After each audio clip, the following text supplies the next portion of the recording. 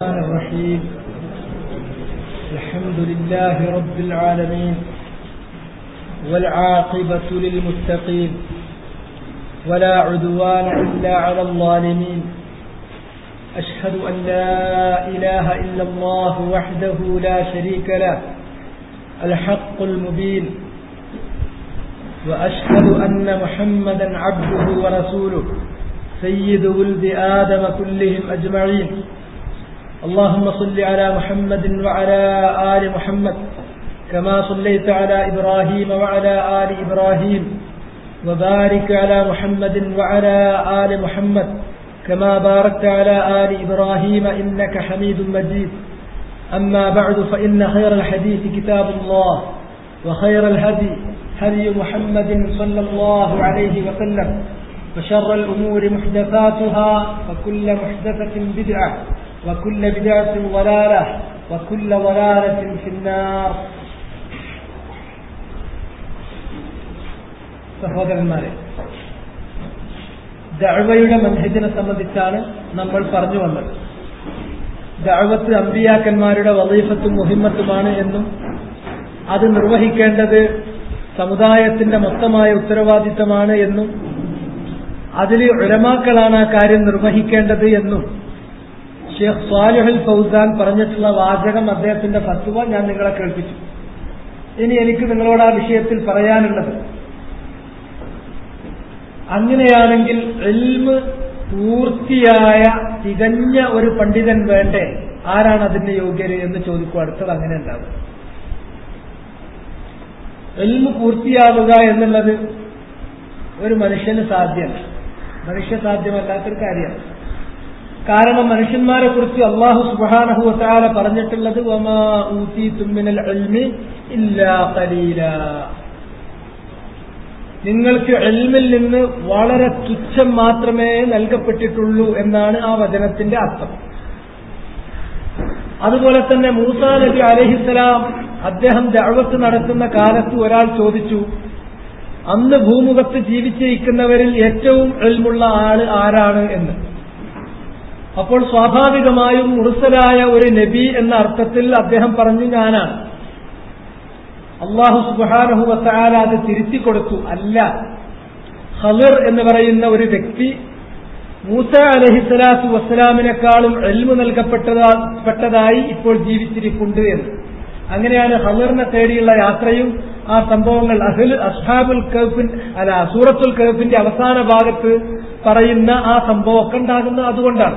അതിലും നമുക്ക് അർത്ഥമാക്കുന്നത് എന്താണ്? ഇൽമ് പൂർത്തീകരിച്ചതിന് ശേഷമല്ല അമ്പിയാക്കന്മാര് വരെ ദഅവത്ത് നടത്തുന്നത്.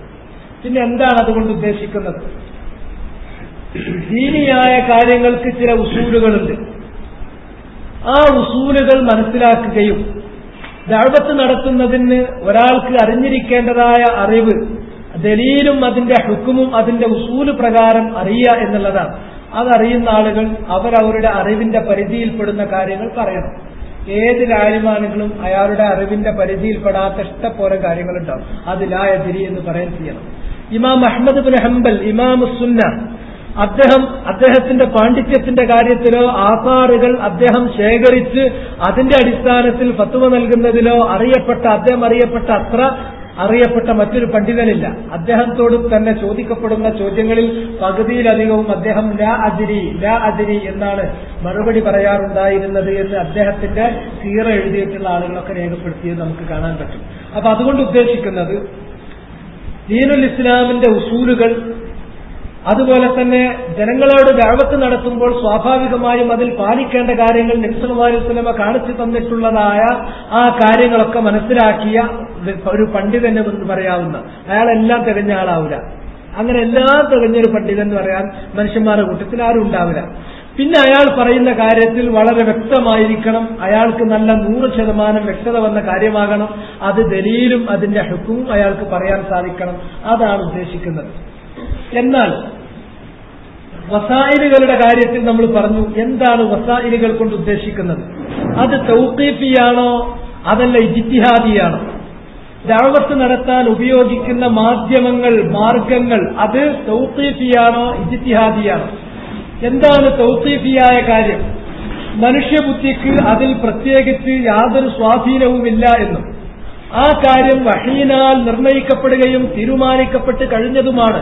അങ്ങനെയുള്ളതിനാണ് അറബിയിൽ നമ്മൾ ശരീഅത്തിന്റെ സാങ്കേതിക ഭാഷയിൽ തൗഖീഫി എന്ന് പറയുന്നത്. അത് അല്ലാഹു സുബ്ഹാനഹു വ തആല ഇറക്കിയ വഹയിൽ പരിമിതപ്പെടുത്തണം. ആ വഹയിന്റെ പുറത്തുള്ള കാര്യങ്ങൾ അതിലേക്ക് കൊണ്ടുവരാൻ പാടില്ല എന്നുള്ളതാണ് അതിനെ സംബന്ധിച്ച് പറഞ്ഞിട്ടുള്ളത്. ഉദാഹരണമായി റസൂലുള്ളാഹി സ്വല്ലല്ലാഹു അലൈഹി വസല്ലമ ജനങ്ങളെ ദഅവത്ത് നടത്തിയിട്ടുള്ളത് എങ്ങനെയാണ്? അവിടുന്ന് ദഅവത്ത് നടത്തിയിട്ടുള്ളത് മിക്കവാറും കാര്യങ്ങൾ വാചികമായി പറഞ്ഞ് ധരിപ്പിക്കുകയാണ് ചെയ്തിട്ടുള്ളത്, നമുക്ക് കാണാൻ സാധിക്കും. അതുകൊണ്ട് തന്നെ സംസാരം, ബയാൻ, വിശദീകരിച്ചു കൊടുക്കുക എന്നുള്ളത് ദഅവത്തിന് ഉപയോഗപ്പെടുത്താവുന്ന ഒരു വസീലയാണ് എന്നത് സ്ഥിരപ്പെട്ടു. കാരണം അതിന് മാതൃകയുണ്ട്. അവിടുന്ന് ദീനുൽ ഇസ്ലാമിനെ കുറിച്ച് അന്വേഷിച്ചു വരുന്ന ഏതൊരാൾക്കും ദീനിനെ കുറിച്ച് വാചികമായിട്ടാണ് പറഞ്ഞു കൊടുത്തത്. അതുകൊണ്ട് തന്നെ അതുപോലെ മറ്റൊരു മാർഗമാണ്, ഇതിന് ഞാൻ തെളിവുകൾ നിരത്തേണ്ടതില്ല, നബി സല്ലല്ലാഹു അലൈഹി വസല്ലമ കർമ്മപദത്തിൽ തെളിയിച്ചു കാണിച്ചു കൊടുക്കുക എന്നുള്ളത്. ഇതിനാണ് റസൂലുള്ളാഹി സല്ലല്ലാഹു അലൈഹി വസല്ലമയുടെ അമലിയായ സുന്നത്ത് എന്ന് നമ്മൾ പറയാറുള്ളത്. ഇങ്ങനെ അമലിലൂടെ പ്രവർത്തിച്ചു കാണിച്ചു കൊടുക്കാം. ഇത് മറ്റൊരു വസീലയാണ്, ശറഅ് അംഗീകരിച്ചിരിക്കുന്ന മറ്റൊരു വസീലയാണ്. ഒരുപാട് കാര്യങ്ങൾ അവിടുന്ന് കാണിച്ചു കൊടുത്തിട്ടുള്ളത് അങ്ങനെയാണ്. നമസ്കാരം തന്നെ, വുളു ഉണ്ടാക്കുന്ന കാര്യം തന്നെ, അതുപോലെ ഹജ്ജ് തന്നെ, ഇങ്ങനെയുള്ള കാര്യങ്ങളൊക്കെ പലപ്പോഴും വാചികമായി പറഞ്ഞു കൊടുത്താൽ ഗ്രഹിക്കുവാനും മനസ്സിൽ അത് ശേഖരിക്കുവാനും പ്രയാസമുണ്ടാകും. അത്തരം കാര്യങ്ങൾ കർമ്മത്തിലൂടെ കാണിച്ചു കൊടുക്കുകയാണെങ്കിൽ ഒന്നുകൂടി വ്യക്തതയും അതിന് കൈവരും. അതുകൊണ്ട് തന്നെ ശരീരം കൊണ്ട് അമല് ചെയ്ത് കാണിച്ചു കൊടുക്കാം. മൂന്നാമത്തെ ഒരു കാര്യം, ചില ദൂതന്മാരെ വിട്ടുകൊണ്ട് കാര്യങ്ങൾ എത്തിക്കാം. അത് ധാരാളമായി നബി സല്ലല്ലാഹു അലൈഹി വസല്ലമ ഉപയോഗിച്ചിട്ടുള്ള ഒരു മാധ്യമമാണ്. ഉദാഹരണത്തിന് വിദൂര പ്രദേശങ്ങളിലേക്ക്, രാജ്യത്തിനകത്ത് തന്നെയാകാം അല്ലെങ്കിൽ രാജ്യത്തിന്റെ പുറത്താകാം, എവിടത്തേക്കാണെങ്കിലും ദൂതന്മാരെ അയച്ചിട്ടുണ്ട്. കൈസർ, കിസ്റ പോലെയുള്ള ചക്രവർത്തിമാർ, അതുപോലെ തന്നെ ബഹ്റൈനിലുണ്ടായിരുന്ന രാജാവ്, അതുപോലെ ഈജിപ്തിലുണ്ടായിരുന്ന കോപ്റ്റിക് ആർച്ച് ബിഷപ്പ്, ഇങ്ങനെയുള്ള ഒരുപാട് ആളുകളെ സംബന്ധിച്ച് അവർക്ക്, അവരുടെ ജനതയ്ക്ക് നബി സല്ലല്ലാഹു അലൈഹി വസല്ലമ പലപ്പോഴും ദൂതന്മാരെ വിട്ടിട്ട് ദൂതന്മാര് പറഞ്ഞു കൊടുക്കുന്ന രീതിയുണ്ട്. അടുത്തൊരു രീതി കത്ത് കൊടുത്തയക്കുന്ന രീതിയിൽ എഴുതുക എന്നുള്ളത് അതിൽപ്പെട്ട മറ്റൊരു റിസാലയാണ്, ഒരു വസീലയാണ്. റസൂലുള്ളാഹി സ്വല്ലല്ലാഹു അലൈഹി വസല്ലമ ഒരുപാട് ആളുകൾക്ക് കത്തെഴുതിയിട്ടുണ്ട്. ജനങ്ങളെ ഇസ്ലാമിലേക്ക് ക്ഷണിച്ചുകൊണ്ട് കത്തെഴുതിയിട്ടുണ്ട്. ഇസ്ലാമിലേക്ക് വന്ന ആളുകൾക്ക് ഇസ്ലാമിന്റെ ഹലാലുകൾ, ഹറാമുകൾ, അതുപോലെ തന്നെ ഇസ്ലാമിന്റെ ഹുദൂദുകൾ, അഹ്കാമുകൾ, ഇവയെല്ലാം കത്തിലൂടെ എഴുതിയിട്ടുണ്ട്. അതുപോലെ തന്നെ ഒട്ടകത്തിന്റെ സകാത്തിനെ കുറിച്ചും ഒട്ടകത്തിന്റെ ഷർത്തുകളെ സംബന്ധിച്ചും അങ്ങനെയുള്ള കാര്യങ്ങളൊക്കെ അത് നബി സല്ലല്ലാഹു അലൈഹി വസല്ലം ഒരിക്കൽ ഷാക്ക് എഴുതി കൊടുക്കാൻ വേണ്ടി, ഉക്തുബൂരി അബൂ ഷാക്ക് എഴുതി കൊടുക്കാൻ വേണ്ടി പറഞ്ഞിട്ടുണ്ട്. അപ്പൊ എഴുതുക എന്നുള്ളത്, പറയുക എന്നുള്ളത്, ദൂതനെ വിട്ട് സന്ദേശം എത്തിക്കുക എന്നുള്ളത്, പ്രവർത്തനം കൊണ്ട് കാണിച്ചു കൊടുക്കുക എന്നുള്ളത്, ഇതൊക്കെ നബി സല്ലല്ലാഹു അലൈഹി വസല്ലമ നമുക്ക് കാണിച്ചു തന്നിട്ടുള്ളതായ ഒരു കാര്യമാണ്. വസീല, അംഗീകരിക്കപ്പെട്ട വസീലയാണ്. എന്നാൽ ഇനിയൊരു വസീല നമുക്ക് ഉണ്ടാക്കാമെന്ന് ആലോചിക്കുക. എന്താണ്? ഈ കാലത്ത് ഏറ്റവും അധികം പ്രചാരത്തിലുള്ള ഒരു വസീലയാണ് എന്ത്? Stage play. നമുക്ക് വേണമെങ്കിൽ ഒരു സ്റ്റേജ് കെട്ടുക, എന്നിട്ട് അതിൽ നമുക്ക് ആ കാര്യങ്ങളൊന്ന് അഭിനയിക്കുക, അത് കാണിക്കാൻ പറ്റുമോ? ഉദാഹരണമായിട്ട് മയ്യത്ത് കുളിപ്പിക്കുക. എങ്ങനെയാണ് മയ്യത്തിനെ കുളിപ്പിക്കേണ്ടത്? ഞാൻ നിങ്ങൾക്ക് മയ്യത്ത് കുളിപ്പിക്കുന്നത് പഠിപ്പിച്ചു തരാൻ വേണ്ടിയിട്ട് ഇവിടെ വന്നിട്ട് ആദ്യം ഒരു ഇത്ര ഉയരത്തിലൊരു സ്റ്റേജ് കെട്ടി, എന്നിട്ട് ഒരാളെ മയ്യത്ത് പോലെ കിടത്തി അതിനെ എല്ലാം റെഡിയാക്കി ഇങ്ങനെ ആക്കി വെച്ചിട്ട് കുളിപ്പിക്കുന്നതും കാര്യങ്ങളും അങ്ങനെ ഒന്ന് കാണിക്കാൻ പറ്റുമോ? അതല്ലെങ്കിൽ വേറൊരു കാര്യം അഭിനയിച്ചിട്ട്, ഇപ്പൊ ഉദാഹരണമായിട്ട് മറ്റേതെങ്കിലും ഒരു കാര്യം ബോധ്യപ്പെടുത്താൻ വേണ്ടിയിട്ട് നമ്മൾ അഭിനയകല ഉപയോഗപ്പെടുത്തി. അപ്പൊ അതിനെ സംബന്ധിച്ചാണ് പറയാം, ഇബ്രാഹിം നബി അലൈഹി സ്വലാത്തു വസ്സലാം അഭിനയിച്ചു എന്ന് പറയും. പ്രത്യേകിച്ച് അതുമായി നടക്കുന്നുണ്ട് ഇവിടുത്തെ ജമാഅത്ത് ഇസ്ലാമിന്റെ ആളുകളാണെന്ന് പറയാം. അത് ഇസ്ലാഹി പ്രസ്ഥാനത്തിന്റെ മറ്റൊരു വാലാണ്. ഞാൻ നേരത്തെ പറഞ്ഞു, ആഗോള അടിസ്ഥാനത്തിലുണ്ടായ ഇസ്ലാഹി പ്രസ്ഥാനം ചിന്നിച്ചിതറിയപ്പോൾ അങ്ങോട്ടും ഇങ്ങോട്ടും ചിതറിയോടിയ ഓരോ ഓരോ കൈവഴികളിൽ ഒന്ന് മാത്രമാണ് ഇവിടുത്തെ ജമാഅത്ത് ഇസ്ലാമിയും. ഇതിൽ നിന്ന് വ്യത്യസ്തമല്ല. അവരാണ് അത് ഇവിടെ പ്രൊഫസ് ചെയ്യുന്നത്, അവരാണ്. ആ കാര്യം അവരിങ്ങോട്ട് പറയും, അത് മറ്റുള്ള ആൾക്കാർ പിന്നീട് അത് ഏറ്റുപിടിക്കാനും തുടങ്ങും. അങ്ങനെ ഒരു അഭിനയത്തിന് തെളിവ് പറയുന്നത് എന്താണെന്ന് ചോദിച്ചാൽ, ഇബ്രാഹിം നബി അലൈഹി സ്വലാത്തു വസ്സലാം അഭിനയിച്ചില്ലേ ഒറ്റ കേൾക്കുമ്പോ ഇബ്രാഹിം നബി അഭിനയിച്ചു എന്ന് സാധാരണക്കാർ അവരോടും ചോദിച്ചു. ഇതൊക്കെ സന്യാസികളാണ്. തിരിച്ചു ചോദിച്ചു, എവിടെ ഇബ്രാഹിം നബി അഭിനയിച്ചത്? ഇബ്രാഹിം നബി അലൈഹിസ്സലാത്തു വസ്സലാം ഇവർ കാണിക്കുന്നത് പോലെ അഭിനയിച്ചൊരു സംഭവം ഖുർആനിലുണ്ടോ? ആകെപ്പോ അതിന് പറയാൻ സാധിക്കില്ല. പിന്നെന്താ ഉള്ളത്? ഇബ്രാഹിം നബി അലൈഹിസ്സലാത്തു വസ്സലാം സൂര്യൻ ഉദിച്ചു പൊങ്ങുന്ന സമയത്ത് സൂര്യനെ കാണിച്ചു കൊടുത്തിട്ട് പറഞ്ഞു ഹാദാ റബ്ബി ഹാദാ അക്ബർ. ചന്ദ്രൻ ഉദിച്ചപ്പോഴും അതേപോലെ പറഞ്ഞു ഹാദാ റബ്ബി ഹാദാ അക്ബർ. അത് അസ്തമിക്കുന്ന സമയത്ത് പറഞ്ഞു അസ്തമിക്കുന്നത് നിലനിൽക്കാത്തത് അതെന്റെ റബ്ബല്ല എന്ന് പറഞ്ഞു. ഈ കാര്യത്തെയാണ് അഭിനയം എന്ന് പറയുന്നത്.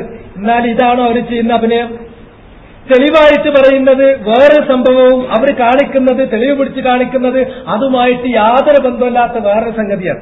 എന്നാൽ തന്നെ ആ കാര്യത്തെ സംബന്ധിച്ച് തന്നെ ഇബ്രാഹിം നബി അലൈഹിസ്സലാത്തു വസ്സലാം അങ്ങനെ ചെയ്തത് നമുക്കങ്ങനെ ചെയ്യാൻ പറ്റുമോ? അവിടുന്ന് ചെയ്ത് കാണിച്ചു തന്നിട്ടുള്ള അത്തരം കാര്യങ്ങളിൽ നമ്മൾ ചെയ്യണമെങ്കിൽ മുഹമ്മദ് നബി സല്ലല്ലാഹു അലൈഹി വസല്ലം അത് സ്ഥിരപ്പെടുത്തി തരിക കൂടി വേണം. എന്നല്ല ഇബ്രാഹിം നബി അലൈഹിസ്സലാത്തു വസ്സലാം ആ പറഞ്ഞ വാക്കിനെ കുറിച്ച് അന്ത്യനാളിൽ അദ്ദേഹം തന്നെ ആശങ്കയിലുമാണ്. ഇമാം ബുഖാരിന്റെ ഹദീസിൽ ആ കാര്യമുണ്ട്. അന്നാ പറഞ്ഞു പോയിട്ടുള്ളത് അത് അല്ലാഹു സുബ്ഹാനഹു വ തആല എന്നോട് ക്ഷമിക്കുമോ അതോ എന്നെ അതിന്റെ പേരിൽ പിടികൂടുമോ എന്ന് അദ്ദേഹം ആശങ്കപ്പെടുന്ന വചനം ഹദീസിൽ സ്ഥിരപ്പെട്ടതുമാണ്.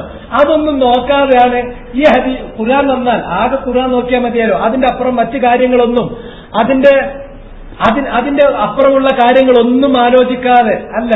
ഖുർആന്റെ ഒരു ആയത്ത് വന്നാൽ ആ ആയത്ത് ഈ സംഭവം ഈ ആയത്ത് അള്ളാഹ് ആർക്കാണ് വഹയിറക്കിയത്? മുഹമ്മദ് നബി സല്ലല്ലാഹു അലൈഹി വസല്ലമക്ക്.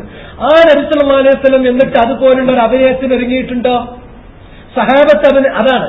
അവിടെയാണ് നമ്മൾ ഈ ആയത്ത് ഉദ്ധരിക്കുകയും എന്നിട്ട് നമ്മൾ റോട്ടിൽ നടത്തുന്ന ഈ അഭിനയങ്ങൾ ഉണ്ടല്ലോ, ഇപ്പൊ റോട്ടിൽ കൂടി അഭിനയിച്ചുകൊണ്ട് നടക്കുന്ന ഈ രീതി ഉണ്ടല്ലോ, ആ രീതി അതും ഇതും തമ്മിൽ പാകപ്പെടുക എന്നുള്ളത് അവിടെയാണ് ഫഹ്മുസ് സഹാബ, സഹാബത്തിന്റെ തരീഖത്തുൽ ഇസ്തിദ്ലാലിൽ തെളിവ് പിടിക്കുന്നതിൽ നമ്മൾ ആരെ പിന്തുടരണം? സഹാബത്തിനെ പിന്തുടരണം. സഹാബത്ത് മനസ്സിലാക്കിയ മാതിരി മനസ്സിലാകണം. ഈ ആയത്ത് റസൂലുള്ളാഹി ഓതിക്കൊടുത്തതിന് ശേഷം അബൂബക്കറും ഉമറും ഉസ്മാനും അലിയും കൂടിയിട്ട് അങ്ങാടിയിൽ പോയിട്ട് അവിടെ മാർക്കറ്റ് ഉണ്ടായിരുന്നു, കച്ചവട കേന്ദ്രം ഉണ്ടായിരുന്നു. ആ കച്ചവട കേന്ദ്രത്തിൽ പോയിട്ട് അവരൊന്ന് അഭിനയിച്ചോ? അവര് ആളുകളൊന്നായിട്ട് ഇങ്ങനെ വരുന്നത്, അള്ളാഹു ഹിസാബ് നടത്തുന്നത്, ചിലർ സ്വർഗത്തേക്ക് പറഞ്ഞേക്കണേ, ചിലർ നരകത്തിലേക്ക് വിടുന്നത്, അതൊന്ന് അഭിനയിച്ച് കാണിച്ചു കൊടുത്തോ? അതല്ലെങ്കിൽ ശരി, നിങ്ങളൊരു കാര്യം ചെയ്യുക, ഹജ്ജിന്റെ കാര്യം നിങ്ങൾക്ക് ആർക്കും അറിയില്ല, അതുകൊണ്ട് ഞാൻ ഹജ്ജിന്റെ ക്ലാസ് എടുക്കാൻ പോകാണ്, ഹജ്ജിന്റെ ക്ലാസ് എന്ന് പറഞ്ഞാൽ ഇങ്ങനെയാണ് എന്ന് പറഞ്ഞിട്ട് അവർ കുറച്ച് ഹജ്ജിന്റെ കുറച്ച് ചിത്രങ്ങൾ അവിടെ വെച്ച് ഇവിടെ ഒരു ഇങ്ങനെ ഉണ്ടാക്കി, ഇവിടെ ഒരു മശ്അർ ഹറാം വാറുണ്ടാക്കി, മറ്റുണ്ടാക്കി, എന്നിട്ട് അവരിങ്ങനെ അഭിനയിച്ച് അതിലൂടെ തവാഫ് ചെയ്യുന്നത് അങ്ങനെ കാണിച്ചു കൊടുത്തോ? ഒരർത്ഥത്തിലും ഈ ആയത്ത് ഓതിയിട്ട് ആ ആയത്തിൽ നിന്ന് അഭിനയ കല ദഅവത്തിന്റെ മാധ്യമമാണ് എന്ന് റസൂലുള്ളാഹി പഠിപ്പിക്കുകയോ സഹാബത്ത് മനസ്സിലാക്കുകയോ അപ്രകാരം അതിനെ അവർ പ്രയോഗവൽക്കരിക്കുകയോ ചെയ്തിട്ടില്ലെങ്കിൽ ആ ആയത്ത് കൊണ്ട് നിങ്ങൾ തെളിവ് പിടിക്കുന്ന തെറ്റാണെന്ന് നമ്മൾ പറയും. ഇവിടെയാണ് ഞാൻ എന്റെ അസുലിലേക്ക്, നമ്മൾ തുടങ്ങി വെച്ച അസുലിലേക്ക് മടങ്ങുകയാണ്. നമ്മുടെ ഇടയിലുള്ള ഏത് ദീനിയായ ഏത് വിഷയങ്ങളിലും നമ്മൾ ഏതിലേക്ക് മടങ്ങേണ്ടതാണ്? വഹയിലേക്ക് മടങ്ങേണ്ടതാണ്. ഇലാ കിതാബില്ലാഹി വ ഇലാ സുന്നത്തി റസൂലിഹി സ്വല്ലല്ലാഹു അലൈഹി വസല്ലം. അങ്ങനെ ഖുർആനിലേക്കും കിതാബിലേക്കും മടങ്ങിയെന്ന സമയത്ത് അഭിനയകലക്ക് വരെ തെളിവ് പറയുന്നു, ഇബ്രാഹിം നബി അലൈഹിസ്സലാത്തു വസ്സലാം അഭിനയിച്ചു എന്ന്. ശരി, ആ വിഷയത്തിൽ അൽ ഫൈസലു ബൈനനാ വ ബൈനക്കും, അതിൽ നമുക്ക് തീർപ്പ് കൽപ്പിക്കണം. എങ്ങനെ തീർപ്പ് കൽപ്പിക്കുക?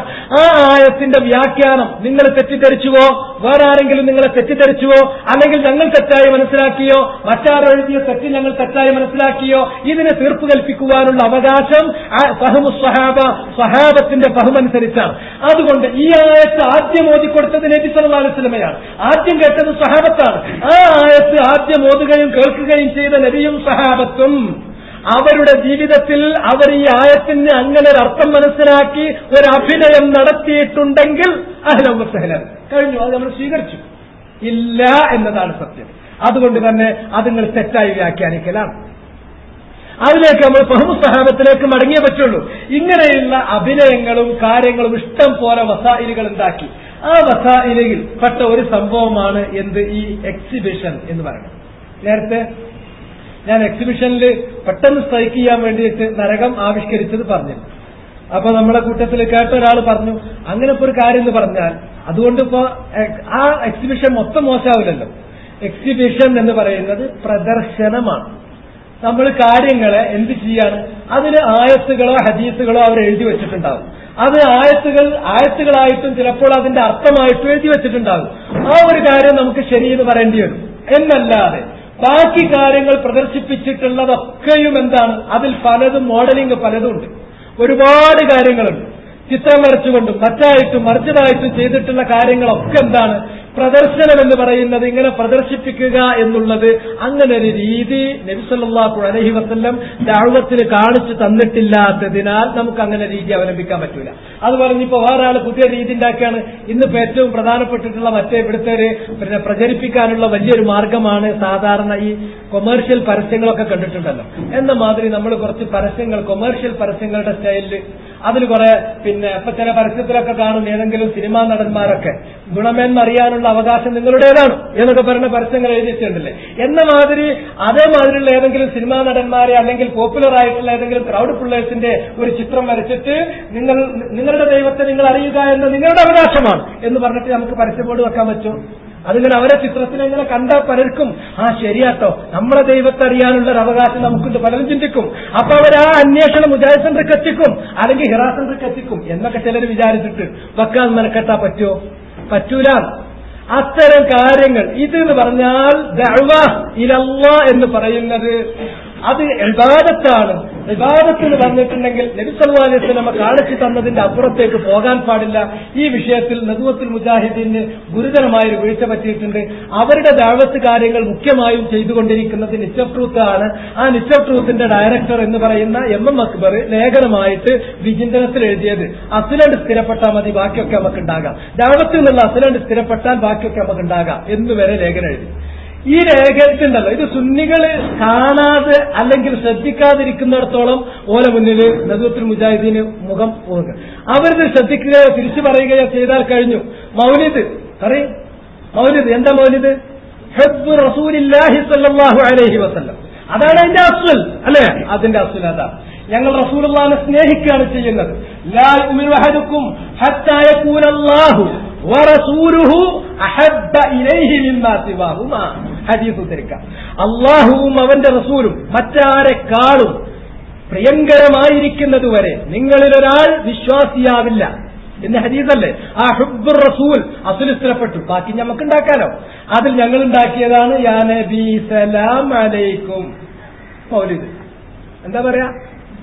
അപ്പൊ ഇതെന്തെന്ന് ചോദിച്ചാൽ ചില വിഷയം വരുമ്പോ നമ്മള് സുന്നകളോട് പറയുമ്പോ നമുക്കൊരളവ് പോലും, എന്നാൽ നമ്മൾ ചെയ്യുന്ന കാര്യങ്ങൾ വരുമ്പോ ചെരിച്ചു വെച്ചിട്ടോ എന്നാ ബന്ധം ചെരിച്ചു വെച്ചാൽ അത് പറ്റൂലല്ലോ ദീനുൽ ഇസ്ലാമില്. അത് ആര് തന്നെയാണെങ്കിലും അതല്ല ദീന്. നിങ്ങൾക്ക് തന്നെ എതിരാണെങ്കിലും, നിങ്ങളുടെ മാതാപിതാക്കൾക്കെതിരാണെങ്കിലും, നിങ്ങൾ ഇഷ്ടപ്പെടുന്നവർക്കെതിരാണെങ്കിലും ആരനുകൂലിക്കുന്നു ആര് പ്രതികൂലിക്കുന്നു എന്നതല്ല ദീനിന്റെ മാനദണ്ഡം. അതുകൊണ്ട് സ്വാഭാവികമായും അതെന്ത് ചെയ്യണം? ആ ലേഖനത്തിൽ വിചിന്തനത്തിൽ എഴുതിയ ലേഖനം ഇസ്ലാഹി പ്രസ്ഥാനം ഇതുവരെ ശിർക്ക് വിദ്യാർത്ഥികളോട് പോരാടുന്നതിൽ സൂക്ഷിച്ചു വന്ന ഏറ്റവും വലിയൊരു അസുലിന് കടക്കൽ കത്തിവെച്ചിരിക്കുക. നോക്കി, അവിടെ ഒറ്റ വിദ്യാർത്ഥിനി ഇവിടെ ചെയ്യുന്ന എല്ലാ വിദ്യാർത്ഥികൾക്കും അസുലുണ്ട്. സുന്നികളിൽ ചെയ്യുന്ന ഏതാണ്ട് എല്ലാ വിദ്യാർത്ഥികൾക്കും അസുലുണ്ട്. അസുല് മാത്രം പോരാ, അതിന്റെ ബാക്കി കാര്യം കൂടി വേണം. ഹൈഫിയാത്തുകളും കൈഫിയാത്തുകളും സ്വന്തമായി തീരുമാനിക്കാവുന്നതല്ല എന്നത് ഇസ്ലാഹി പ്രസ്ഥാനം പറഞ്ഞിരുന്നൊരു കാര്യമാണ്. പക്ഷെ ദഅവത്തിന്റെ കാര്യത്തിൽ നമ്മൾ വേണ്ടാത്ത ചെയ്തപ്പോൾ അതിനെ ന്യായീകരിക്കാൻ വേണ്ടി ആ അസുലും കൂടി പൊളിച്ചു കയറിയാണ് ചെയ്തത്. അതുകൊണ്ടാണ് എന്റെ സഹോദരന്മാർ, എന്റെ സുഹൃത്തുക്കൾ അത് മനസ്സിലാക്കും. ആ അപകടം മനസ്സിലാക്കി അതിൽ നിന്ന് അവർ പുറകോട്ട് പോകണം. ആദ്യം അവർ പറഞ്ഞിരുന്ന അതാണ് അതിന്റെ ശരി. ഏത്? അസുര സ്ഥിരപ്പെട്ടാ പോരാ, ബാക്കിയുള്ളതും കൂടി വേണമെന്നുള്ളത്. അതുകൊണ്ട് ഈ പ്രദർശനം എന്ന് പറയുന്നത് മൊത്തത്തിൽ തന്നെ എന്താണ്? പിന്നെ അതവിടെ നടന്ന സമയത്തുണ്ടായ അതിലുള്ള മറ്റ് മുഖാലഫകളിലേക്ക് ഞാൻ കിടക്കുന്നില്ല. അതൊരുപാട് കാര്യങ്ങൾ വേറെ ഉണ്ട്. പിന്നെ പറയാനുള്ളൊരു കാര്യം, ഈ ദഅവത്ത് ആരാണ് ഇത് നടത്തേണ്ടത്? ഉലമാക്കളാണ് എന്ന് പറഞ്ഞു. ഉലമാക്കൾ ഇൽമ് എന്നുള്ളതിനോട് എന്താണ് യഥാർത്ഥത്തിൽ ഇസ്ലാഹി പ്രസ്ഥാനത്തിന്റെ, ഞാനതുകൊണ്ട് ഉദ്ദേശിക്കുന്നത് മൊത്തം ലോക ഇസ്ലാഹി പ്രസ്ഥാനമാണ്, അവരുടെ നിലപാട് എന്താണ്? ഇൽമിന്റെ അടിസ്ഥാനത്തിലേ ദഅവത്ത് നടത്താൻ പറ്റും. എന്താണ് ഇൽമ്? അത് നേരത്തെ നിർവചിക്കപ്പെട്ട് കഴിഞ്ഞ കാര്യമാണ്. ശറഇൽ അംഗീകരിക്കുന്ന ഇൽമ് ഖാല അല്ലാഹു വഖാല റസൂലുഹു വഖാല സഹാബത്തു ലൈസ ബിത്തൻബീഹി. അല്ലാഹ് പറഞ്ഞു, റസൂല് പറഞ്ഞു, സഹാബത്ത് അത് വിശദീകരിച്ച് നമുക്ക് മനസ്സിലാക്കി തന്നു. അതിന്റെ അപ്പുറത്തേക്ക് നമ്മൾ വികലമാക്കാൻ വേണ്ടി പറയുന്ന ഒരു കാര്യവും അതിലേക്കില്ല. അതിൽ ശാസ്ത്രം പെടൂല. അതുകൊണ്ട് ഞാൻ വീണ്ടും ചോദിക്കുന്ന ഒരു കാര്യം, ശാസ്ത്രത്തിന്റെ വക്താക്കളായി വരുന്ന ആളുകൾ അവർ പറയട്ടെ, ഇന്ന് ശാസ്ത്രത്തിന്റെ സയന്റിഫിക് ലോ എന്ന് നിങ്ങൾ പറയുന്ന കാര്യം നിലനിൽക്കുമോ? നിങ്ങൾക്ക് ഉറപ്പുണ്ടോ? ഇത് ഒരു 10 വർഷം അല്ലെങ്കിൽ 50 വർഷം അല്ലെങ്കിൽ 100 വർഷം, ഇപ്പോൾ പുരോഗതിയും കണ്ടുപിടുത്തങ്ങളും അതിന്റെ സ്പേസ് വളരെ വേഗത്തിലാണ്. ആ വേഗത്തിലുള്ള മുന്നേറ്റത്തിൽ ഇന്ന് നിങ്ങൾ സത്യം എന്ന് പറയുന്ന ലോ എന്ന് പറയുന്ന ഈ ശാസ്ത്രം നിലനിൽക്കുമോ? അത് ഡെഫിനറ്റ് ആയിട്ട് ആത്യന്തികമായ സത്യമാണ് എന്ന് പറയാൻ ആർക്കാണ് പറ്റുക? ഏത് സയന്റിസ്റ്റിനാണ് പറ്റുക? അല്ലെങ്കിൽ ഏത് മൗലവിക്കാണ് പറ്റുക? അല്ലെങ്കിൽ ഏത് സുല്ലമിക്കാണ് പറ്റുക? പറ്റുന്ന ഏതെങ്കിലും ഒരാളുണ്ടെങ്കിൽ പറയട്ടെ. അങ്ങനെ ശാസ്ത്രലോകത്ത് ഒരു ലോയും നിലനിന്നിട്ടില്ല, നിലനിൽക്കില്ല. അതുകൊണ്ട് തന്നെ ശാസ്ത്രം അതിൽ പെടുന്നൊരു കാര്യമല്ല. ദഅവത്തിന് ഉപയോഗിക്കാവുന്ന എന്തിനു പറ്റുന്നറിയാം, ഇവർ എല്ലാ കാര്യങ്ങളെയും കുഴാമറിച്ചിട്ട് അതാ തല നേരെ കീപ്പിട്ടാക്കി കാല് മേപ്പിട്ടാക്കുന്ന ഒരു പണി ഇവർ തുടങ്ങിയിട്ടുണ്ട്. ശാസ്ത്രം ഒരു കാര്യം കണ്ടുപിടിച്ചു. ആ കാര്യം 1400 വർഷങ്ങൾക്ക് മുമ്പ് റസൂലുള്ളാഹി സ്വല്ലല്ലാഹു അലൈഹി വസല്ലമക്ക് അള്ളാഹു വഹയിലൂടെ അറിയിച്ചു കൊടുത്തു. എങ്കിൽ ശാസ്ത്രത്തിന്റെ ആളുകൾക്ക് ആശ്വാസം, ഞങ്ങൾ പറഞ്ഞത് ശരിയല്ല കേട്ടോ എന്ന് അവർക്ക് ആശ്വസിക്കാനും അവരുടേത് ശരിയാണ് എന്ന് ശരിവെക്കാൻ സർട്ടിഫിക്കറ്റ് കൊടുക്കാനുള്ള അതോറിറ്റിയും ഏതിനുണ്ട്? ഖുർആനിലും ഹദീസിനുണ്ട്. മനസ്സിലായോ? ഇപ്പൊ ഖുർആനിലും ഹദീസിലും അങ്ങനെ ഒരു അധികാരം ആർക്കുണ്ട്? ഖുർആനിലും ഹദീസിനുണ്ട്. നേരെ മറിച്ച് ഖുർആനിലോ ഹദീസിലോ വന്നിട്ടുള്ള ഒരു കാര്യം ശാസ്ത്രം കണ്ടെത്തിയാൽ ഖുർആനിനെ സത്യപ്പെടുത്താനുള്ള അതോറിറ്റി ഈ ശാസ്ത്രത്തിനില്ല. ഇവർ നേരെ തല തിരിച്ചാ പറയാം, കൂലാത്ത അത്തനെ എന്നർത്ഥമാണ്. ഇതാണ് ഇവരുടെ സ്ഥിതി. കാര്യം പിടുത്തം കിട്ടിയോ നിങ്ങൾക്ക്? ഞാൻ പറഞ്ഞ കാര്യം ഒന്ന് നിങ്ങൾ ആലോചിക്കും. ഖുർആനിലോ ഹദീസിലോ സ്ഥിരപ്പെട്ട ഒരു കാര്യം ഇപ്പൊ ശാസ്ത്രം കണ്ടുപിടിച്ചു എന്ന് വിചാരിക്കാം.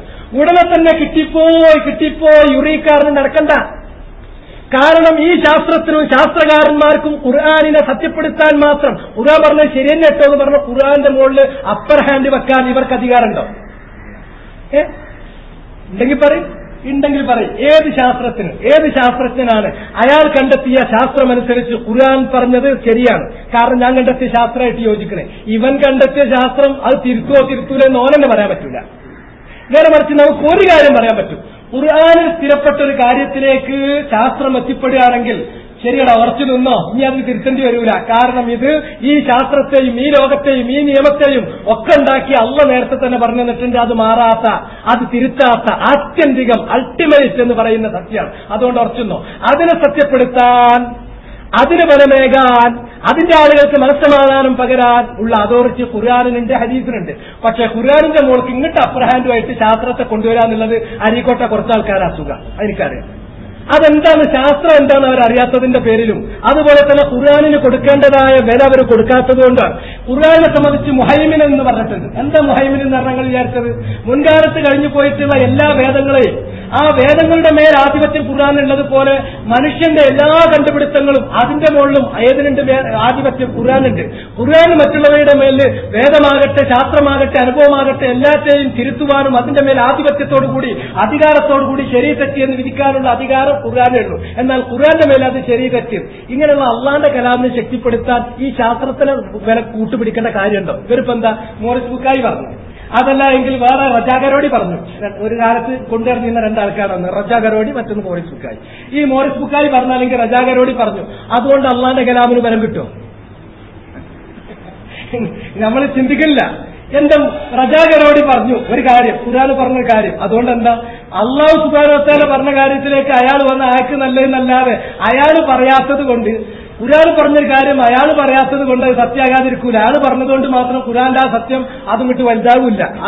അതൊരു വിഡ്ഢിത്താണ്. അത് നമ്മുടെ ചില ആളുകളുടെ ഒരു വിഡ്ഢിത്താണ്. അതുകൊണ്ട് അങ്ങനെ ഏതെങ്കിലും ഒരാൾ ഇസ്ലാം സ്വീകരിക്കാൻ ശാസ്ത്രം ഒരു കാരണമായി. ഇനി ശാസ്ത്രം ഒരു കാരണമാകുന്ന വേറെ കാര്യത്തിന് ഞാൻ പറയാം, അപ്പൊ വേറെ ഒരുപാട് 150 കാരണം ഉണ്ടാവും. ഒരാൾ ഇസ്ലാമിലേക്ക് വന്നത് എപ്പോഴാണ്?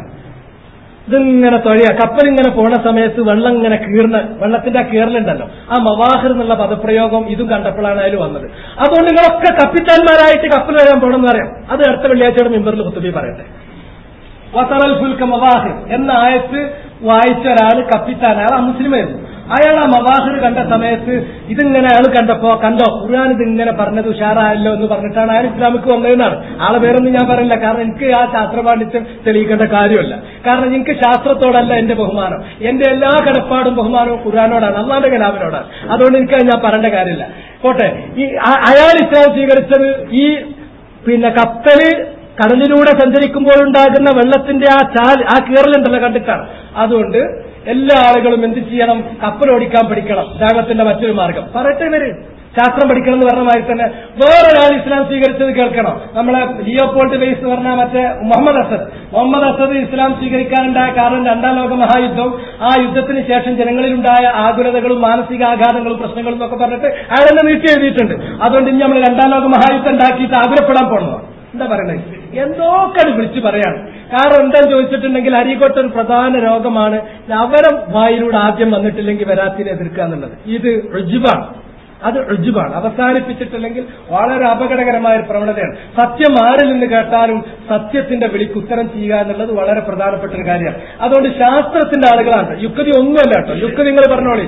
പിന്നെ ഇയാൾ എഴുതിയിട്ടുള്ള ഒന്നും വേണ്ട. മലയാളികൾ എന്നുള്ളതൊക്കെ ഞാൻ നിങ്ങളോട് പറയാം. നമ്മളെ ഈ ആനന്ദ് എഴുതിയിട്ടുള്ള ഒരു 5-6 ദാർശനിക നോവൽ വായിക്കും. പിന്നെ ആൾക്കൂട്ടം മുതൽ അവിടുന്ന് അങ്ങോട്ട് വെള്ളി നക്ഷത്രങ്ങളും പുള്ളിപ്പുലികളും വരെയുള്ള ഒരു 5-8 നോവല് ദാർശനിക നോവൽ വായിക്കും. ആ നോവൽ വായിച്ച് ശരാശരി ബുദ്ധിയുള്ള ഒരാൾ പറയുന്ന ഏതൊരു തിസിസിനെയും വേറൊരു ആന്റി തിസിസോട്ട് എതിർക്കാൻ കഴിയും. അത്ര വലിയ കാര്യമൊന്നല്ല. നിങ്ങൾ ഏതൊരു വാചകം പറഞ്ഞാലും അതിനൊരു മറുവശം തിരിച്ചു പറയാനുണ്ടാവും. അതോടുകൂടി കാറ്റാണ് പോയി. അങ്ങനെ കാറ്റ് പോകാത്ത ആത്യന്തികമായിട്ടുള്ള സത്യം നിലനിൽക്കുന്നത് ഖുർആനിലോ ഹദീസിലോ മാത്രമേ ഉണ്ടാകുള്ളൂ. അതിന്റെ കാറ്റ് ചോർക്കാൻ കഴിയില്ല. അതല്ലാത്ത മനുഷ്യന്റെ ബുദ്ധി കൊണ്ട് ഏത് പറയാനും ശരി, ഒരു ചെറിയ ലോജിക്കിന്റെയോ പോളിമിക്സിന്റെയോ കുറച്ച് പ്രാഥമിക പാഠങ്ങളും ഒരു ശരാശരി ബുദ്ധിയും ഇതുപോലുള്ള ഏതെങ്കിലും ഈ പിന്നെ നമ്മളെ ഇവിടെ പറഞ്ഞിട്ടുള്ള എസ് രാധാകൃഷ്ണനോ അതല്ലെങ്കിൽ ഈ ആനന്ദോ അതല്ലെങ്കിൽ മറ്റു എഴുത്തുകാർ പുറത്തുള്ള എഴുത്തുകാരൊക്കെയാണ് ആണെങ്കിൽ ആ കാപ്രയെ പോലുള്ള ആളുകളോ എഴുതിയിട്ടുള്ള ഒരു 4 പുസ്തകം നിങ്ങൾ വായിച്ചാൽ ഏതൊരു തിസിസിനും ആന്റി തിസിസ് പറയാൻ ഏതൊരാൾക്കും പറ്റും. അത് വലിയൊരു കാര്യമൊന്നല്ല. യുക്തി എന്നുള്ള വലിയ കാര്യമാണ്. യുക്തി എന്ന് പറഞ്ഞാൽ അതിലും വലിയൊരു യുക്തിയുണ്ട്. അതുകൊണ്ടാണ് അല്ലാഹു സുബ്ഹാനഹു വ തആല പറഞ്ഞു, അല്ലാഹു സുബ്ഹാനഹു വ തആലയുടെ ഇൽമിനെ സംബന്ധിച്ചിടത്തോളം പറഞ്ഞു വഫൗക കുല്ലി ദി ഇൽമിൻ അലീം. ഈ ഇൽമൊന്നും ഒരു ചുക്കല്ല. അല്ലാഹുവിന്റെ ഇൽമു വരണം. അതാണ് ഇൽമ്. ആ ഇൽമിനെ മറികടക്കാനോ അല്ലെങ്കിൽ അതിന് ബലപ്പെടുത്താൻ വേണ്ടി അതിന് ബലമില്ലാത്ത വേറൊന്നും വെച്ചെടുത്തിട്ട് യാതൊരു കാര്യമല്ല. അത് യാതൊരു കാര്യമില്ലാത്ത കാര്യമാണ്. അതുകൊണ്ട് ശാസ്ത്രത്തിന്റെ കാര്യമോ യുക്തിന്റെ കാര്യമോ പറയുന്ന ആളുകൾ ഞാനീ പറയുന്ന യുക്തി ആത്യന്തികമാണ്, ഞാനീ പറയുന്ന ശാസ്ത്രം ആത്യന്തികമാണ് എന്നവർക്ക് പറയാൻ കഴിയാത്തിടത്തോളം അവർ വന്നിനെ ഊഹത്തെ മാത്രമാണ് പിന്തുടരുന്നത്. ഊഹത്തെ പിന്തുടരുക എന്നുള്ളത് ഒരു മുസ്ലിമിന്റെ മാർഗമേ അല്ല. ഒരു മുസ്ലിം ഊഹത്തെ ഉപേക്ഷിക്കുകയും ഉറച്ച യാഥാർത്ഥ്യങ്ങളിലേക്ക്, അള്ളാഹു ഇറക്കിയ യാഥാർത്ഥ്യങ്ങളിലേക്ക്, വഹീന്റെ യാഥാർത്ഥ്യങ്ങളിലേക്ക് തിരിച്ചു വരുന്നവനും ആയിരിക്കേണ്ടതാണ്. പിന്നെ അത് കഴിഞ്ഞാൽ പിന്നുണ്ടാകാവുന്ന ഒരു കാര്യം ഇൽമ് ഇവര് സ്വീകരിക്കുന്നത്. ഇൽമ് ഇവര് സ്വീകരിക്കുക എവിടുന്ന് ഇവര് ഇൽമിനോട് ബഹുമാനമല്ല. അത് സംഘടനയുടെ ഏറ്റവും വലിയൊരു പ്രശ്നമാണ്. ഇസ്ലാഹി പ്രസ്ഥാനത്തെ ആ പ്രസ്ഥാനം അത് സംഘടനാവൽക്കരിക്കപ്പെട്ടു. ഇസ്ലാഹിയത്ത് എന്നുള്ളത് അതൊരു സ്കൂൾ ഓഫ് തോട്ടാണ്. ആ സ്കൂൾ ഓഫ് തോട്ടിന് ഒരു സംഘടനാവൽകൃത രൂപങ്ങൾ ലോകത്തൊക്കെ വന്നു. ആ വന്ന കൂട്ടത്തിൽ ഒന്നാണ് ഇവിടുത്തെ ഇസ്ലാഹി പ്രസ്ഥാനം എന്ന് പറയുന്ന മുജാഹിദ് പ്രസ്ഥാനം, അതുപോലെ ജമാഅത്ത് ഇസ്ലാമിയൊക്കെ.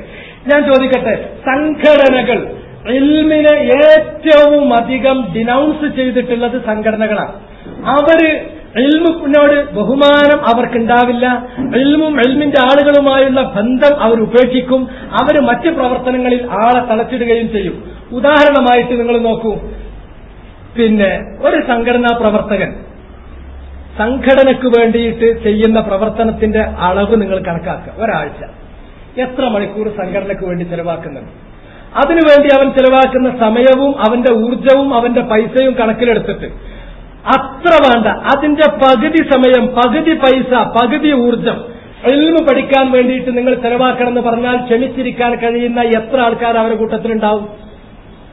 ഇല്ല മൻ റഹിമല്ലാഹു ഖലീലുൻ മാഹു. ഉണ്ടാവില്ല എന്നുള്ള വളരെ തുച്ഛഞ്ഞാണെങ്കിലും ഉണ്ടെങ്കിൽ ഉണ്ടാവും. ടൈറ്റ് ഷെഡ്യൂൾ ആയിരിക്കും എല്ലാവർക്കും. Tight schedule. ഇവിടുന്ന് ചില മഹാന്മാരൊക്കെ വിദേശത്തേക്കൊക്കെ പോകും.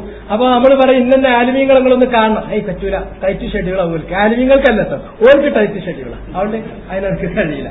ഈ ടൈറ്റ് ഷെഡ്യൂൾ കൊണ്ട് ആ ടൈറ്റ് ഷെഡ്യൂൾ എവിടെ എത്തിയെന്ന് ചോദിച്ചാൽ അവസാനം അള്ളാഹ്ക്ക് നിസ്കരിക്കാനോ ഇബാദത്തെടുക്കാനുമാണ് ഈ സംഘടന എന്ന് പറഞ്ഞ സംഘടനയുടെ ഏറ്റവും വലിയ നേതൃത്വം എക്സിക്യൂട്ടീവ് കൂടുമ്പോൾ താഴത്ത് ജമാഅത്ത് ഇറക്കുണ്ടാവും.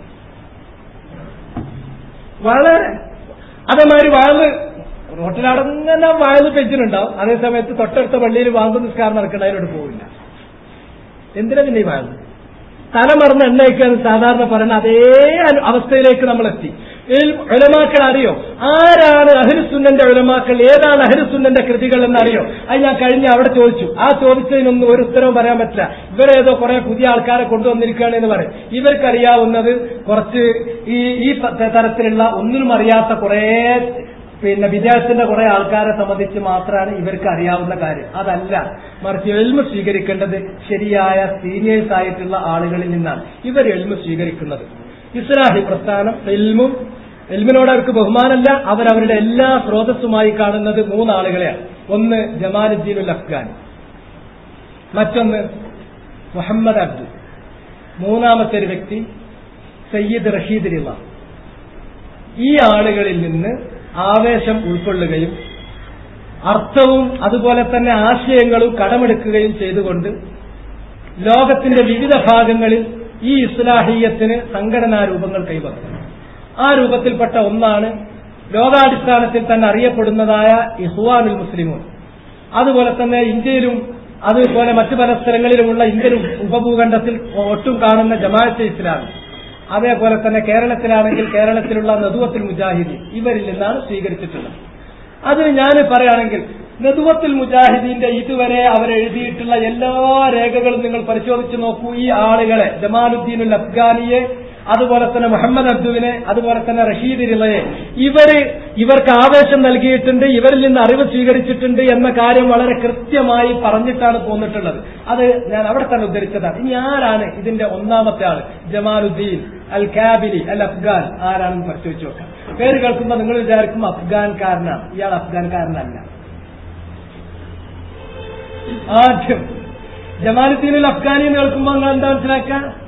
ജമാലുദ്ദീൻ അഫ്ഗാനി, അയാൾ അഫ്ഗാനിസ്ഥാൻകാരനല്ല. അവ എന്നോട് പറയും, സുബൈർ മങ്കട അറിഞ്ഞിട്ട് നിങ്ങളിപ്പോ മങ്കടക്കാരനാണോ? ഞാൻ അവിടെ ജനിക്കെങ്കിലും ചെയ്തിട്ടുണ്ട്. എന്റെ പൊക്കിൾ കൊടി വന്ന ആ നാട്ടിലാണ് നോക്കാൻ. ഇദ്ദേഹം ആ നാട്ടിൽ ജനിച്ചതുമല്ല. മറിച്ച് അഫ്ഗാനി എന്ന ഈ നാമകരണം അദ്ദേഹം സ്വീകരിച്ചതിന് അദ്ദേഹത്തിന് ചില ദുഷ്ട ലക്ഷ്യങ്ങൾ പിന്നിലുണ്ട്.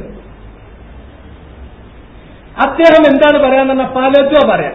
അത് ഓരോ നാട്ടില് ചില ഉരകങ്ങൾ സന്ദർഭത്തിനനുസരിച്ച് അല്ലെങ്കിൽ അവസരത്തിന് വേണ്ടിയിട്ട് എന്ത് ചെയ്യും, നിറം മാറും. എന്നതുപോലെ നിറം മാറുന്ന അദ്ദേഹത്തിന്റെ പേരുകൾ ഞാൻ പറയാം. ജമാലുദ്ദീൻ അൽ ഇസ്താംബൂലി, പല സ്ഥലത്തുമാണ് അങ്ങനെയാണ് അറിയപ്പെടുക. ജമാലുദ്ദീൻ ഇസ്താംബൂൾ എന്ന് പറഞ്ഞാൽ ഇസ്താംബൂൾ തുർക്കിയുടെ തലസ്ഥാനം. ചിലപ്പോ ജമാലുദ്ദീൻ അൽ അസദാബാദി, ഇസ്താംബൂൾ മറ്റു കാര്യങ്ങളൊക്കെ പറയുമ്പോൾ അല്ലെങ്കിൽ അഫ്ഗാനി പറഞ്ഞിടത്ത് പ്രയാസം ഉണ്ടാകുമ്പോൾ അസദാബാദിയാക്കും. വേറെ ചില സമയത്ത് മൂപ്പര് പറയും അൽ ഹുസൈനി അബ്ദുല്ലാ ബിൻ അബ്ദുല്ലാ അൽ ഇസ്താംബൂലി. വേറെ ചിലർക്ക് വെറും അഫ്ഗാനി പറയും. വേറെ സ്ഥലത്ത് അഫ്ഗാനിയാണോ എന്ന് ചോദിച്ചാൽ ഒന്നും കൂടി ഉറപ്പിക്കാൻ വേണ്ടി അഫ്ഗാനി അൽ കാബിലി എന്ന് പറയും. കാബൂൾ അഫ്ഗാനിസ്ഥാന്റെ തലസ്ഥാനായ കാബൂളിലേക്ക് ചേർത്ത് പറയും. ചിലപ്പോ ആ റൂമി, റോമക്കാരനാന്ന് പറയും. ചിലപ്പോ കൂഫി, ഇറാനിലുള്ള പട്ടണം, അവിടേക്ക് ചേർത്ത് പറയും. ഇങ്ങനെ ചിലപ്പോ വെറും കാബിലി, കാബൂൾക്കാരനാണെന്ന് പറയും. എന്തുകൊണ്ടാണ് അദ്ദേഹം ഇങ്ങനെ നിറം മാറുന്നത്? ഇങ്ങനെ നിറം മാറുന്ന ഇയാളുടെ അഖീദ എന്താണ്, ഇയാളുടെ മൻഹജ് എന്താണ്, ഇയാളുടെ സ്വഭാവം എന്താണ്, ഒന്നും അറിയില്ല.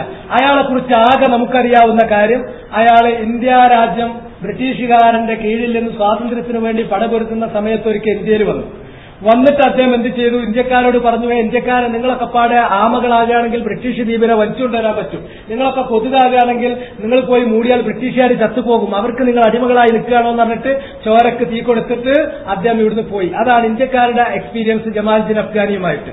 പിന്നെ ഉള്ളത് എന്താണെന്ന് ചോദിച്ചാൽ, ജമാലുദ്ദീൻ അഫ്ഗാനിയുടെ ഡിവൈസ് ചെയ്ത ചില പ്ലോട്ട് ലോകാടിസ്ഥാനത്തിൽ നടപ്പിലാക്കിയതിൽ നമ്മളും അറിയാതെ പെട്ടുപോയി. ഇത്ര തന്നെയാണ്. അദ്ദേഹം എന്ത് ചെയ്തു? അദ്ദേഹം ആരിൽ നിന്നാണ് പഠിച്ചിട്ടുള്ള കാര്യം എന്ന് നമുക്ക് നോക്കാം. ലൗ തതബ്ബഅനാ ഹയാതഹു ദിറാസിയ്യ മിൻ മുബ്തഹിഹ ഇലാ മുൻതഹാഹ ലബദാ ലനാ അന്നഹാ കാനത് ശീഇയ്യ കുല്ലഹാ. അദ്ദേഹം പഠിച്ചിട്ടുള്ള അദ്ദേഹത്തിന്റെ തുടക്കം മുതൽ ഒടുക്കം വരെയുള്ള പഠനവും അദ്ദേഹത്തിന്റെ ശുയൂഖുമാരെയും പരിശോധിച്ചാൽ ഷീഈ സ്കൂൾ ഓഫ് തോട്ടിൽ നിന്നല്ലാതെ മറ്റെവിടെ നിന്നും, ഷിയാക്കളിൽ നിന്നല്ലാതെ മറ്റെവിടെ നിന്നും അദ്ദേഹം ഒരു അക്ഷരവും സ്വീകരിച്ചിട്ടില്ല. തനക്കമിൻ മദ്രസത്തിൻ ഇലാ ഉഖറ, ഒരു ഷിയാ മദ്രസയിൽ നിന്ന് മറ്റൊരു മദ്രസയിലേക്ക് മാറും. വമിൻ ബൽദത്തിൻ ഇലാ ഉഖറ, ഷിയാക്കളുടെ ഒരു നാടിൽ നിന്ന് മറ്റൊരു നാട്ടിലേക്ക് പോകും. വമിൻ ഷെയ്ഖിൻ ഇലാ ആഖർ, ഒരു ഷെയ്ഖിൽ നിന്ന് മറ്റൊരു ഷെയ്ഖിലേക്ക് പോകും. കുല്ലു ദാലിക യതഖല്ലബു മിൻ മജാലാത്തിൻ ഷീഇയ്യത്തിൻ ബഹത്ത, തനിച്ച 100% ഷീഇയായിട്ടുള്ള അവസ്ഥകളിലൂടെ മാത്രമേ അദ്ദേഹം തിരിഞ്ഞു മറിഞ്ഞു പോന്നിട്ടുള്ളൂ. ചിലപ്പോൾ ഖസ്ബീനിൽ പോകും, ചിലപ്പോൾ ടെഹ്റാനിൽ പോകും, ചിലപ്പോൾ ഇറാഖ് പോകും. എവിടെ പോയാലും അദ്ദേഹം പഠിക്കാൻ വേണ്ടി പോയത് മുഴുവനും ഷിയാ സ്കൂളുകളിൽ മാത്രമാണ്. ഇനി ഇദ്ദേഹത്തെ സംബന്ധിച്ചിടത്തോളം പറഞ്ഞു വക്കാന ശീഇയ്യൻ ജഅഫരിയ്യൽ മദ്ഹബ്, അദ്ദേഹം ഷീഇയാണ്. അദ്ദേഹത്തിന്റെ മദ്ഹബ് ഏതാണെന്ന് ചോദിച്ചാൽ അദ്ദേഹം ജഅഫരി മദ്ഹബുകാരനുമാണ്. ബൽ ലഖദ് കാന ജമാലുദ്ദീൻ മുതഅസ്സിബൻ ലിമിലാദിഹി വമദ്ഹബിഹി ശീഇ, അദ്ദേഹം സത്യത്തിൽ അദ്ദേഹത്തിന്റെ ഹാർഡ് കോറിൽ അദ്ദേഹം എന്തായിരുന്നു? അദ്ദേഹം കടുത്ത ഷീഈ പക്ഷപാതിയും അദ്ദേഹത്തിന്റെ ഇറാൻ നാടിനു വേണ്ടിയിട്ട് വാശി പിടിക്കുന്ന ആളുമായിരുന്നു, കക്ഷിത്വം കാണിക്കുന്ന ആളുമായിരുന്നു. ഇതാണ് അദ്ദേഹത്തിന്റെ സ്വഭാവം. അദ്ദേഹത്തെ സംബന്ധിച്ചിടത്തോളം പറഞ്ഞു വക്കാന കശ്ഫ് ഹഖീഖത്തി ജമാലുദ്ദീൻ അമാമ സുൽത്താൻ അബ്ദുൽ മജീദ് ളർബ ഖാദിയ وجهها مظفر الدين شاه إلى جمال الدين بوثيقة سلمها علاء الملك سفير إيران في تركيا إلى الحكومة التركية. ഇറാനിലുള്ള തുർക്കിയിലുള്ള ഇറാന്റെ അംബാസഡർ ഇദ്ദേഹത്തെ സംബന്ധിച്ചിടത്തോളം ഏൽപ്പിച്ചു കൊടുത്തിട്ടുള്ള ഒരു ഡോക്യുമെന്റ് പ്രകാരം സബത്തത്ത് ബിൽ അദില്ലത്തിൽ ഖാത്തിയ, ഗണ്യതമായ തെളിവിൽ സ്ഥിരപ്പെട്ടിട്ടുണ്ട് അന്ന ജമാലുദ്ദീൻ ഇറാനി, ജമാലുദ്ദീൻ കാബിളിയല്ല, അഫ്ഗാനിയല്ല, തൂസിയല്ല, ഒന്നുമല്ല, അദ്ദേഹം ഇറാനിയാണ്. അഫ്ഗാനി എന്നുള്ള വേഷത്തിൽ അദ്ദേഹം ഒളിഞ്ഞു നടക്കുകയാണ് ചെയ്തത്. ചിലപ്പോഴൊക്കെ അദ്ദേഹം അഹ്ലുസുന്നത്തിൽപ്പെട്ട സുന്നിയാണ് എന്നുള്ളത് അദ്ദേഹം ഒരു മറയായി സ്വീകരിക്കാറുണ്ട്. അയാൾ സുന്നിയല്ല താനും. ഇതിനുള്ള വേണ്ട തെളിവുകൾ തുർക്കിയിലുള്ള ഇറാൻ അംബാസഡർ രേഖാമൂലം അവിടുത്തെ ഭരണാധികാരികൾക്ക് ഏൽപ്പിച്ചു കൊടുത്തിട്ടുള്ളതാണ്. ഇതാണ് എന്റെ കാര്യം. ഇപ്പൊ നമുക്ക് ജമാലുദ്ദീൻ അഫ്ഗാനി ആരാന്നുള്ളത് ഇതിൽ നിന്ന് പിടിച്ചോളൂ. Jamaluddin Afghani and his pan Islamism, അദ്ദേഹം കൊണ്ടുവന്നാൽ ജാമിഅ ഇസ്ലാമിയ പാൻ ഇസ്ലാമിസം എന്ന് പറയുന്ന ചിന്താഗതി എല്ലാവരും കൂടി ഒന്നാക്കണം. എല്ലാവരും കൂടി ഒന്നാക്കണം എന്തിനറിയാം?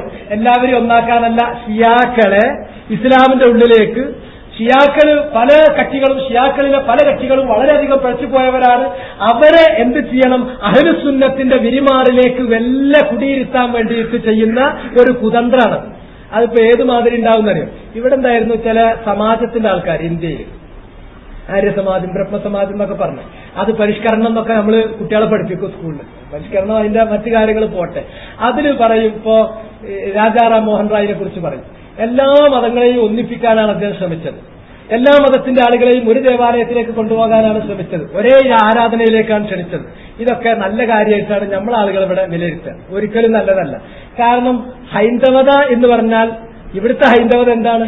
ഏത് മതം എന്തും ആകാം, ഓരോ തോന്നിയമാരി നടക്കുക എന്നുള്ളതാണ് ഹൈന്ദവത. അങ്ങനെ ആയിക്കോട്ടെ.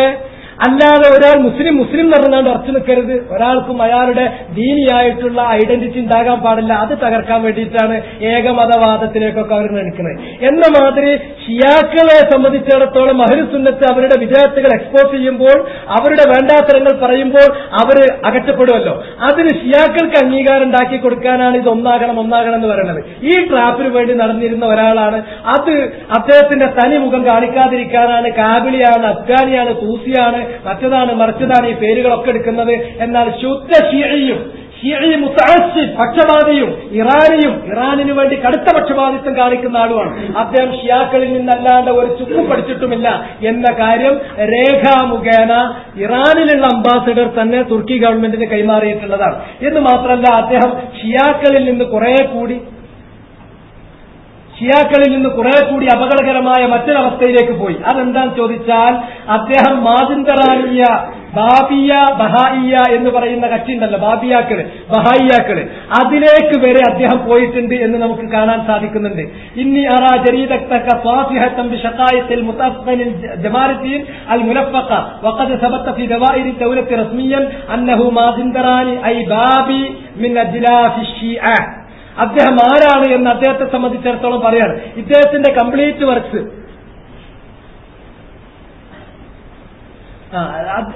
ജമാലുദ്ദീൻ അസ്ദാബാദി എന്ന് പറയുന്ന അദ്ദേഹത്തെ സംബന്ധിച്ച് എഴുതിയിട്ടുള്ള പുസ്തകത്തിലെ 34-ാമത്തെ പേജിൽ നിന്നാണ് ഞാൻ അത് ഉദ്ധരിച്ചിട്ടുള്ളത്.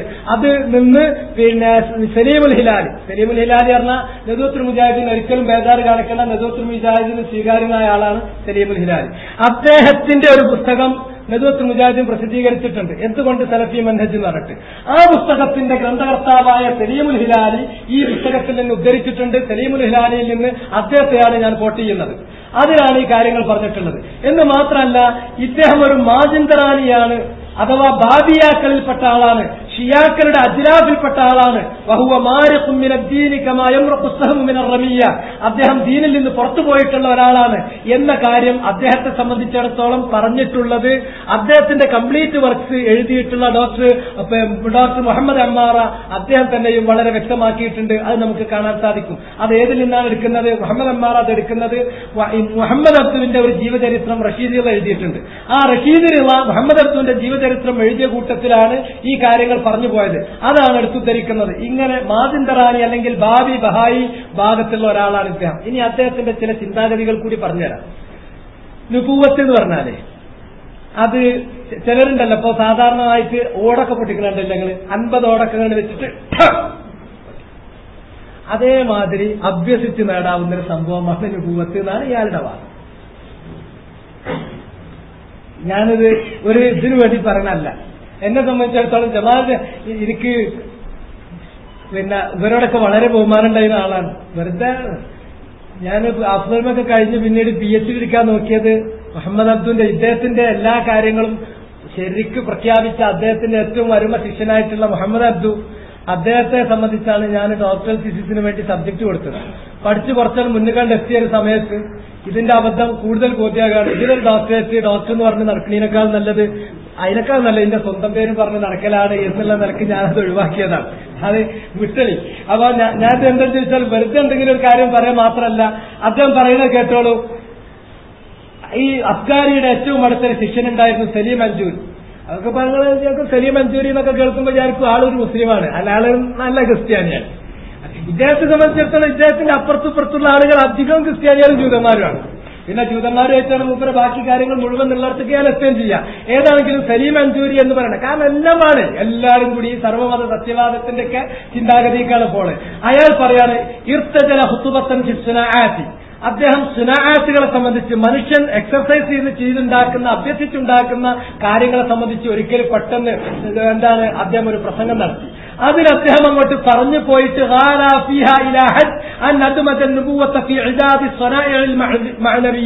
നമുക്ക് ആശയപരമായി നമുക്ക് പിന്നെ അഭ്യസിച്ച് നേടിയെടുക്കാവുന്ന ഒരു സുനാഅത്തിൽപ്പെട്ട ഒരു നമ്മുടെ ഒരു സ്കില്ലിൽപ്പെട്ട ഒരു കാര്യമാണ് നുബുവത്ത് എന്ന് അദ്ദേഹം അങ്ങോട്ട് പറഞ്ഞു സമർപ്പിച്ചു. നമുക്ക് വേണമെങ്കിൽ അഭ്യസിച്ച് നേടിയെടുക്കാവുന്ന ഒരു സ്കില്ലാണ് നുബുവത്ത് എന്ന് ജമാലുദ്ദീനുൽ അഫ്ഗാനി സമർപ്പിച്ചു. ഇത് താരിഖുൽ ഉസ്താദുൽ ഇമാമിന്റെ ചരിത്രം റഷീദിൽ എഴുതിയിട്ടുള്ള ആ ബുക്ക് എവിടെയെന്ന് ചോദിക്കും. അത് എവിടെയെന്നുള്ള ബുക്ക് ഞാൻ കൃത്യമായിട്ട് പറഞ്ഞുതരാം. ആ ബുക്ക് ഇപ്പൊ എവിടെ ഉണ്ട്? നദുവത്തുൽ ഉലമയില് ഉണ്ട്. നദുവത്തുൽ ഉലമ പറഞ്ഞാൽ ലക്നോല് അവിടെ ആ സാധനമുണ്ട്.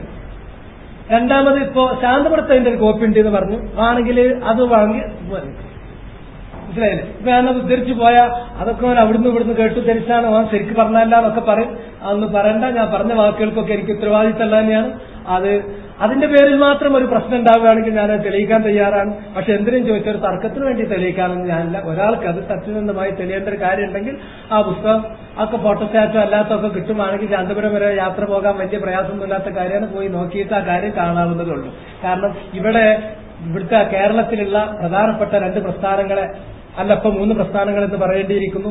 മുജാഹിദ് പ്രസ്ഥാനം, ജമാഅത്തെ ഇസ്ലാമി, മുജാഹിദിന്റെ രണ്ടാമത്തെ പ്രസ്ഥാനം, ഈ 3 പ്രസ്ഥാനങ്ങളെയും ഒരുപോലെ ഭരിക്കുന്ന അവരുടെ ആശയപരമായ പിതാവ് എന്ന് പറയാവുന്ന ഒരാളെ കുറിച്ച് വാക്ക് പറയുന്നത് കൊണ്ടാണ് ഈ ഉത്തരവാദിത്വത്തിലാണ് ഞാനിത് പറയുന്നത് എന്ന് ആവർത്തിക്കുന്നത്.